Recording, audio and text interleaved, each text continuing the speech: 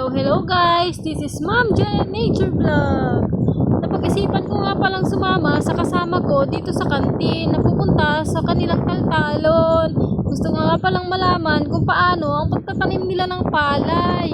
Oh my God! Hindi pala ganun kadali ang pagtatanim ng palay. Charot charot! Sorry mga guys, hindi ko kasi alam kung paano ang pagtatanim ng palay. Hindi naman ibig sabihin na mayaman kami o may pera kami para malaman ko kung paano ang pagtatanim ng palay.